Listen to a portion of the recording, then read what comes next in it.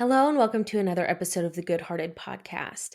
Now, before I get into today's topic, I just wanted to say I am sharing this episode and this information from a place of love and kindness and tenderness.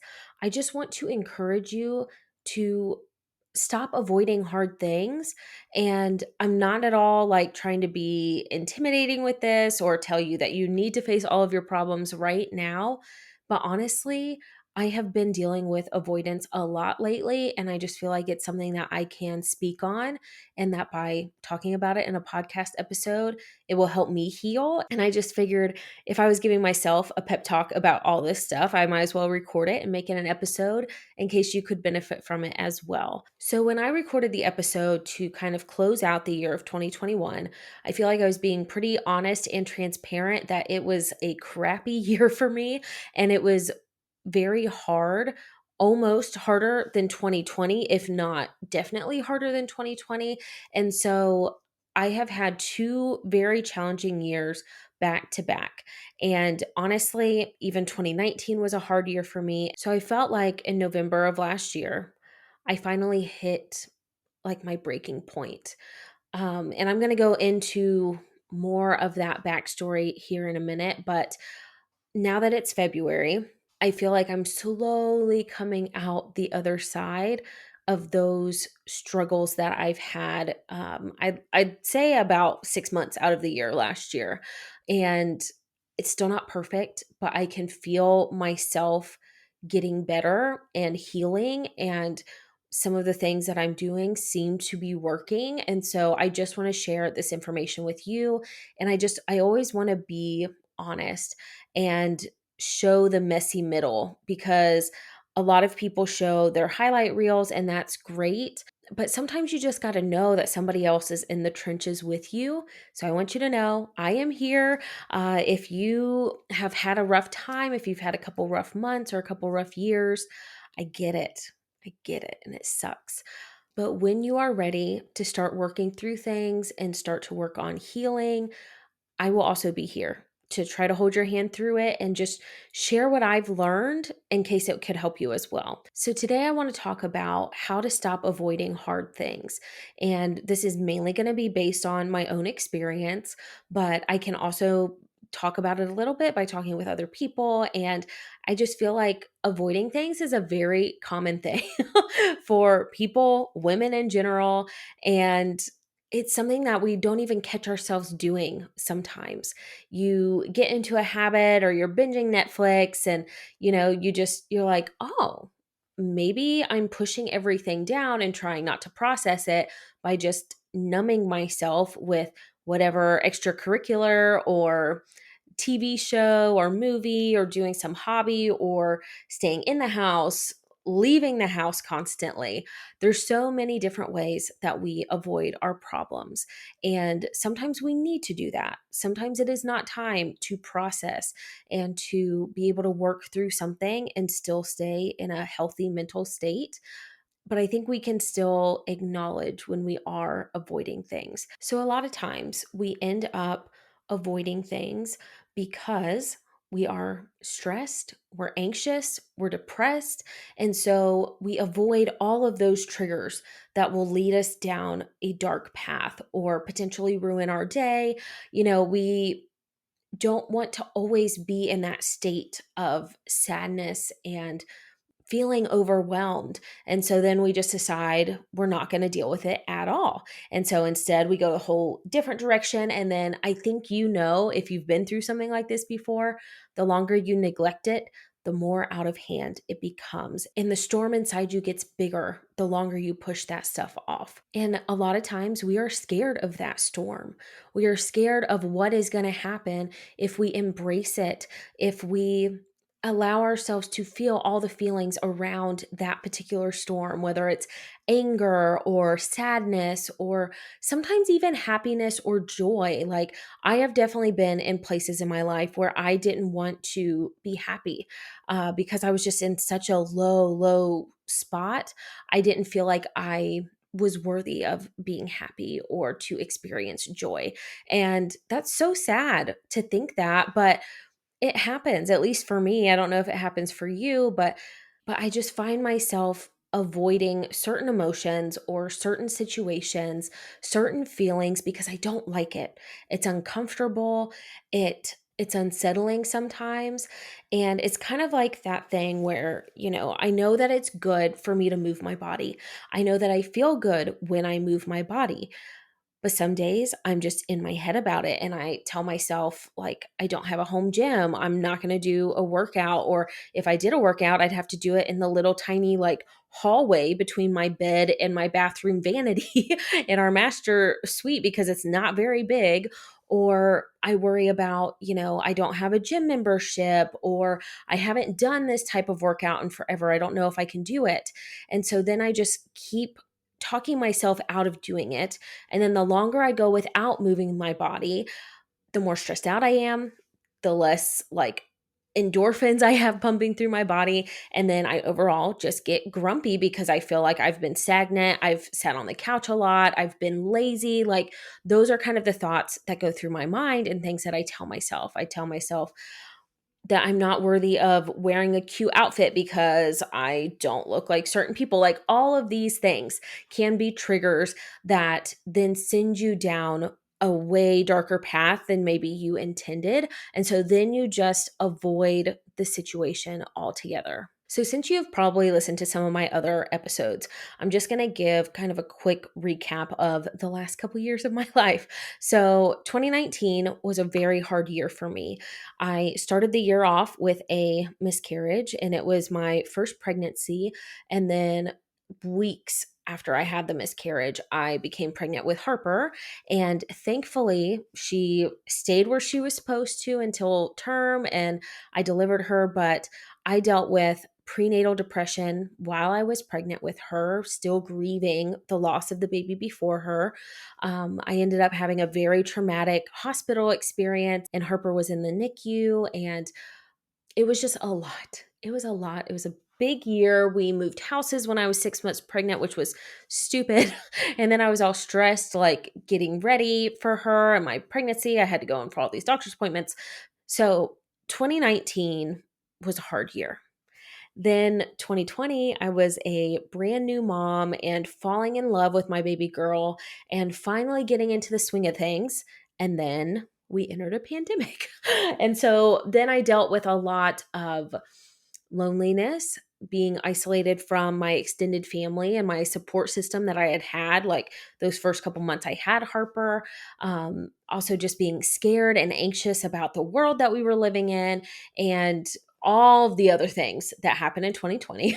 And then in 2021, things started going back to this new normal, and we ended up having more plans and going more places. And I started getting anxious about how the house looked and like being a good mom and worrying about whether or not my daughter was going to be weird when she got to the age of being in school because she's not very socialized. She doesn't have a lot of kids her age to play with. But also, it was a hard year for me because I just felt so lost. Because even though I had this podcast, I feel like it just wasn't fulfilling me the way I thought it would. I thought between having this podcast and being a mother, like that was all that I needed.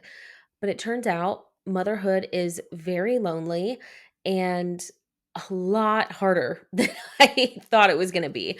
I am the oldest out of all my siblings, and I was always like the mom of our friend group, and I couldn't wait to be a mom. And I was so excited for the day that I could build a family. And it's a very different world to be raising my daughter in this one versus the one I thought I would be raising her in. And it's just a lot to process. It's a lot of changes, and I don't always feel like I navigated through it very gracefully last year.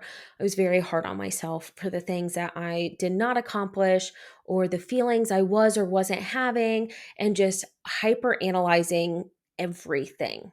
Everything I was doing, everything Harper was doing, everything that was happening in our house. Like every decision seemed like it was life or death, even though most of the time it wasn't. But it was like because I didn't have something else to kind of take my attention away from being like a homemaker and a mom and whatever, like I just acted like everything was the end of the world.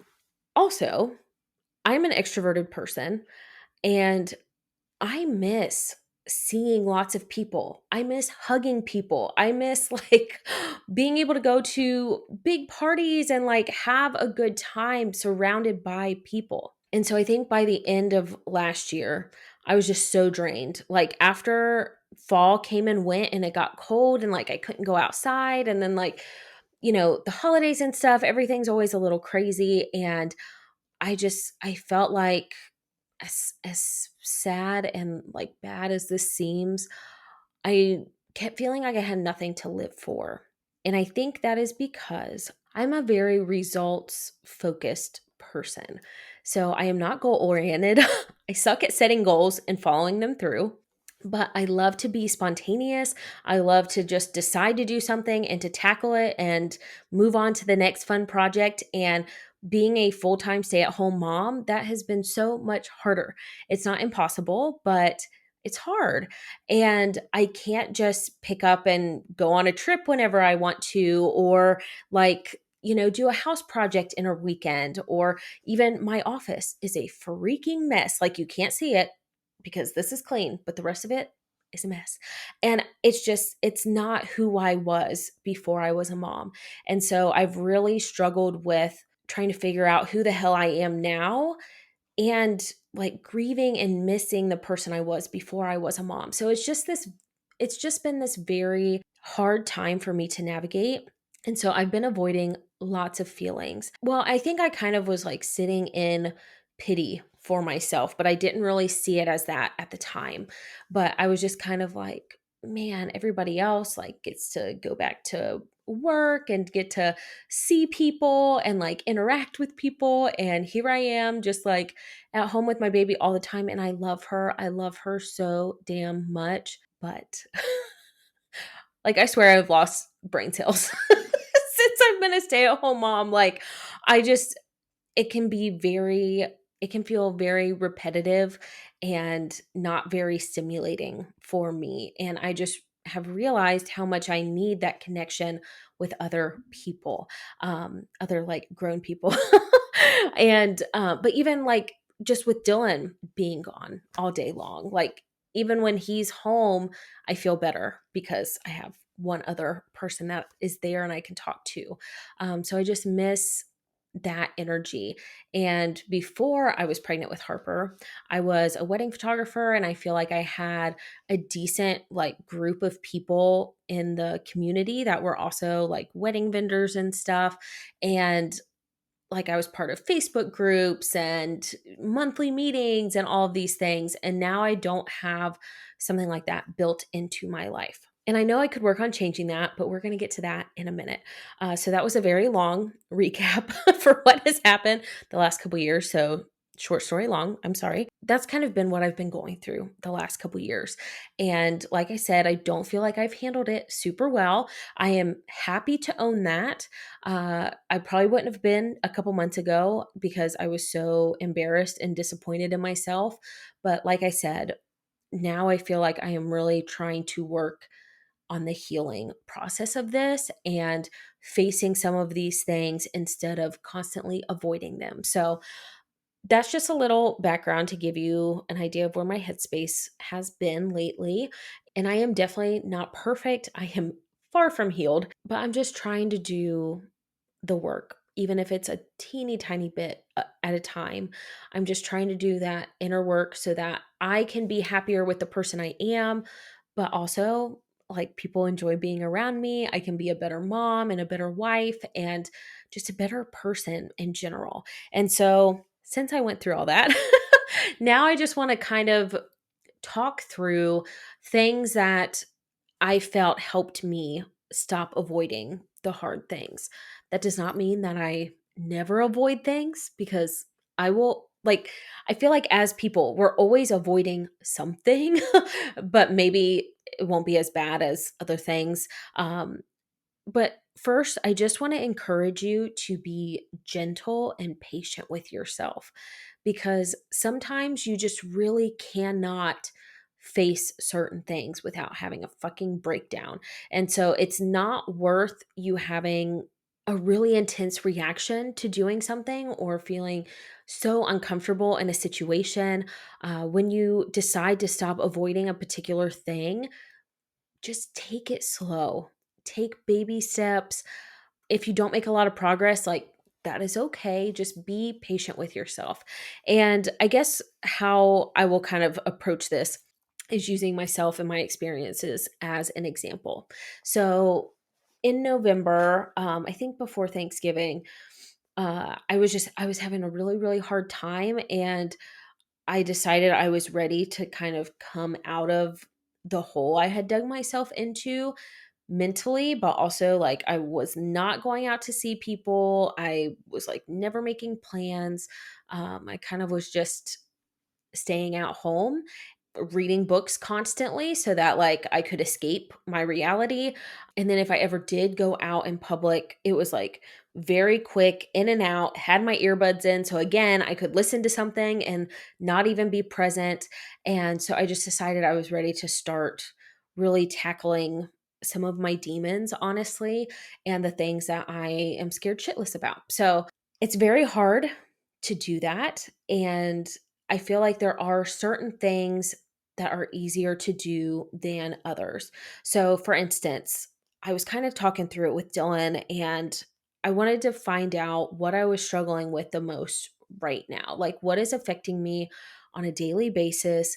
What is the issue? What is causing me the stress and the anxiety and the depression, even? And really, that has been me feeling kind of hopeless and purposeless in my life right now. Because when I was a business owner, my business was my fucking life. I was on my computer constantly doing business, and it was like an addiction, which was another form of avoidance. But we will talk about that maybe another time, but that's so far in the past. It is what it is. But I have not felt that kind of addiction to podcasting, which is good. Honestly, it's great. But I have felt that like towards being a mom of just constantly worrying about every decision I make, everything I do or don't do with my daughter, how we spend our days, how our days are structured, what our routine is, what kind of toys she has. Like that has been my new like obsession and my whole identity. And even though I can say I have purpose and like making sure she grows up to be a good human, like I know it will go by fast, but thinking about her as like an 18-year-old in this moment today seems so far away and not an immediate result like I like to have. And there's just so many unknowns. And I feel like that is what really makes me scared of everything. I don't like to think of myself as a control freak, but I probably am. But things that I am in control of that are my responsibility, I want to make sure I do them really well and in the right way. And there's like no way to know what Harper is going to turn into down the road. Like I still have so many years to mess her up. And it's like I need something to take my focus off of her sometimes, or not even off of her, but like myself as a mom and that being all that I am. So anyway, I felt like I really needed to get to know myself again as who I am now. That was like my biggest thing, because when she and I have a bad day, I take that as I'm a bad mom. I did things wrong. I'm going back through everything that we did that day. Where did I mess up? Like where did I piss her off or like did I not let her nap long enough? Did she nap too late? Like I'm taking all of the responsibility myself, although I know logically sometimes we just have a bad day or she might have a headache, but she can't communicate that to me just yet. I feel like that's my biggest current struggle that I am trying to overcome when it comes to tackling a situation like that. Let's say that this situation, like in a smaller recap, is like self discovery, but in the next book in your series of your life, right? Like it's not even the same book. It is not a new chapter in the book. It is like a whole damn other section. And you feel like you're starting from scratch. That is how I feel right now. And so when I try to figure out, okay, how do I rediscover myself? How do I figure out what I like? I kind of just went back to basics. Like when I felt really bored and I was like, oh, like I actually want to do something. And like I hadn't felt that for weeks, weeks. Like I wanted to just sit and read if I was doing anything and, or just lay in bed, to be honest. But I was like, you know what? I'm just going to go like to my stash of yarn and see what I have, see if I can make something. And then I made like 3 blankets back to back. And just something about crocheting is like so soothing for me and relieves some of my stress, which is nice because it's like I can either watch something and enjoy it or listen to something or have thoughts that like come into my mind and then I kind of let them go almost like meditating. Uh, but because during the day when I have Harper with me and stuff, some of those stressful thoughts that come to mind, I just like brush them off immediately or shove them out. But kind of when I was crocheting, it was like I was already in a relaxed state. So I wasn't so opposed to some of those thoughts, if that makes sense. So honestly, that was huge for me to pick up an old hobby and actually still enjoy it. Like I have not felt the want or desire to do something like that in a really long time. So that was really nice. And so you definitely want to take advantage of those good days when you're in a good mood, like there aren't high stakes. You can maybe approach something without it ruining the whole rest of your day. And I feel like you just know when you're in that kind of headspace where you're like, you know, I feel good today. And I don't think anything could really shake that. Now, I'm not saying like if you have some like dark demon that you're trying to face, like nothing can bring you into a bad mood because obviously you can, but it's really hard when you're having that bad mental health day to then dig into a hard topic or situation that you don't want to deal with. So take advantage of the good days or set yourself up to have a better experience with it. So a lot of times when I will do things like this, I have sat down with a piece of paper and just like jotted down anything that came to my mind as far as like hobbies went or what my interests are now, you know, if I'm into anything at the moment or I'm not. But before I do that, I will just try to sit on my bed. I like love sitting in my bedroom and doing pretty much anything. But I will sit in there. It'll be quiet and I can just take a minute to breathe like and to just not be interrupted and then just kind of be like, you know, this is no big deal. If I sit here and I can't think of one thing that I like in this moment, that's okay. Like what's the worst case scenario? Worst case scenario is I have a blank piece of paper and I maybe am a little sad that I don't know myself well enough to know anything that interests me right now. But I'm not going to die. Nobody's going to get hurt. Like it will be okay. And just clearing my mind and making it feel like a safe space for me to do this new exploration or to process something always makes me feel better. I have to give myself permission sometimes to chill out and just like let things be what they are instead of getting so worked up because they aren't perfect. And so then another thing, like I said earlier, baby steps, you know, just take 5 minutes in a room by yourself in the quiet. And if you have a stressful thought that comes to mind, you can push it away or you can think about it a little bit more. You can write about it. Whatever feels right in the moment, just you don't always have to push through it. The more that you do practices like this, I think you'll get a little braver and you'll say, okay, like I'm ready to really think about this thing in my life or answer this question honestly. And I feel like a lot of times we can treat like our mental health and things kind of like KonMari and like decluttering, right? It's like, this is the new year. I'm going to get all of my shit out and just like become a new person. That is really hard to just sit down and like dump everything on a person or a piece of paper and then feel like you have opened all of these jars that like you were trying so hard to keep closed and concealed and presentable to people, and you just like let out the shitstorm. And so I think it's better to do things a little bit at a time. And I don't know, I'm not the kind of person that says, if you can't get out of bed, make yourself get out of bed, because I have been there so many times when it is impossible to even think about getting yourself out of bed. I admire the people who are strong enough to do that every single time.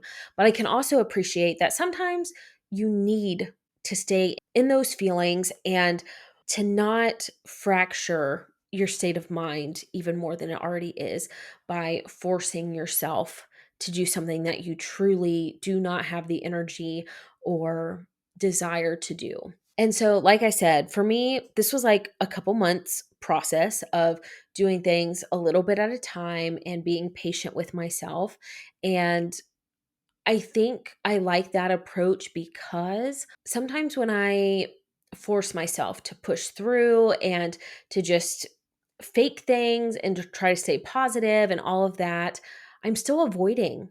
Like, yes, I'm out of bed and I'm dressed for the day, but it's still up here, like it's still, all those bad things are still running through my mind. And then I go through this whole other process of new avoidances and the cycle just starts again. And so I want to be better at facing hard things on a more regular basis rather than like once or twice a year, as far as that goes. And I think that just by being more patient with myself and also like thinking about the worst case scenario has really, really helped me. This is really something that Dylan has helped. Like when I'm like, I'm overwhelmed, I'm anxious, like I don't know why. It's this situation. I walk him through it, exactly what I'm going through. And he, a couple months ago was like, okay, well, what's the worst case scenario? And I was like, well, I guess it's this. And he's like, okay, so we won't lose the house, like nobody's going to get hurt. There might be hurt feelings or things like that, but it's not the end of the world. It's just not. And I know that this is Dylan still talking to me. I know that you don't like disappointing people, you don't like letting people down, but sometimes there's only so much that you can do and so much that you can control. And there are things that are out of your control. And that could also be worst case scenario. But you can only worry about what you can control. And then if you're really that worried about the situation, what's the worst thing that can happen? And can you survive that? Sometimes over the last couple months, my thought has been, no, I don't think I can without like a glass of wine or something. And so that just kind of was like, okay, then I'm not ready to tackle that particular thing just yet. But yeah, doing that practice of what's the worst case scenario if I face, whatever it is, whether it has to do with body image issues or stopping a bad habit or approaching somebody and having a really uncomfortable conversation. What's the worst thing that can happen? Can you live with that? And then if you can, you just go from there. And maybe you just wait to tackle certain things until you are comfortable with what you perceive as the worst case scenario, or you just take it for what it is and say, well, I'm tired of fretting about this and having it on my mind constantly. So even if that shit happens, at least it will be done and over, and I don't have to worry about this anymore. Another thing that has really helped me regularly feel more comfortable not avoiding hard things is implementing some self care things throughout my day. And I talked about this not long ago in a podcast episode. And so I'll have to link that in the description below. But basically, just like doing little things throughout the day to love on myself because I am at home with a toddler all day. And, Dylan, my husband, is worried about taking care of himself and taking care of Harper. And like, I have just taken it upon myself to try to take care of myself a little bit more throughout the day. Like last night, I took kind of a long shower, but I wanted to do like my sugar scrub and stuff. And the water actually got cold. I was in there so long. But I felt so good that I had like spent some extra time in the shower. I've been like exfoliating my face and my skin every day, and just I feel like doing little things like that make me appreciate things long term. And so what I mean by that is I've been using a sugar scrub like on my legs every day because my legs in the winter get so dry, and I had like all of these little bumps on my legs that I don't think I really get in the summertime. So I don't know what's going on with that. But so when I shower, I've been doing my exfoliating scrub and then lotion, which normally I do not do that because I don't take care of my skin. But anyway, like my legs are feeling really nice right now. And it's just nice when I change my clothes or like I go to put lotion on my legs. I'm like, oh my gosh, they're looking better. They feel better. And so it doesn't cost a lot of money or a lot of time to do little things like that, that I think overall contribute to you having a better outlook on like your daily life. And then also just a more positive mindset when it comes to whatever situation you're in right now. And so it also just feels good to love on yourself and to spend a little extra time in the shower to do something like that. It's not groundbreaking, but doing those things throughout the day, having a special coffee in the morning, finding some kind of hobby that you can easily access throughout the day if you need a little bit of stress relief, meditating, like using crystals, lighting a candle. Like there's so many things you can do to help improve your attitude throughout the day and just the way that you feel. Another thing that has been huge for me is like when Harper and I are playing in her little playroom is I'll play music that I like in my speakers, and like I don't know why I hadn't thought about that. I started doing that a couple months ago, and I was like, this is the best idea ever because we're sitting here playing, she's having a good time, but I get to listen to like my music that I really like, and we keep having random dance parties. So that has been so good. I always notice the days that I listen to music with her, like in our house, and it's filling like the whole house wherever I go. I feel a little better. And I don't know if it's the playlist. I don't know if it's just because I'm like feeling like an adult because it's not kid music or cartoons or something like that. It just feels like a little treat to me to have something like that I enjoy so much and to share it with my daughter. So this has turned out to be a much longer episode than I thought it was going to be, but I do have one more kind of point to help you stop avoiding hard things, and that is to get help. So you can get help in so many different ways. Ask for help if you need it, whether it's from a family member or a friend, or even seeking professional help, going to talk to your doctor about, switching up medications, or talk to a therapist about something that you've been going through, or a counselor. You deserve help and you are worthy of healing. And if you feel like you are not in the position to do that all by yourself right now, please get help in some way. And sometimes it's a lot to bear on our immediate family and our friends. And so a lot of times professional help can be really helpful. So I just want to encourage you to keep doing the work, to keep looking for avenues to get help, and to just work on yourself a little bit at a time. Every time you don't avoid a hard thing, celebrate that. Be proud of the work that you are doing because not everybody is doing this work, and it shows. No matter what you've been through, no matter what you're going through, you are not broken, but you can heal all of those little scars and heartbreaks that you've had and mental struggles. We can heal together, and it will be a journey. It will be a lifelong journey. Nothing is just going to fix all of your issues overnight, but just working on it a little bit at a time is something that you deserve. So I hope that you will work on it. I hope that you will have lots of good mental health days and have lots of energy, high energy days, so that you can work through some of these issues. And I hope also that you will be patient with yourself and to just take these feelings as they come, count all of the little wins as wins. Like they are still wins no matter how small they are. And I just want to say, I am so thankful for you. I am thankful that you found this episode, and I hope that it encourages you that you are not alone and you are worthy of doing this hard work. And I will be doing it right here with you. So thank you so much for watching today's video. If you liked it, please be sure to like and subscribe, and I will see you in my next one.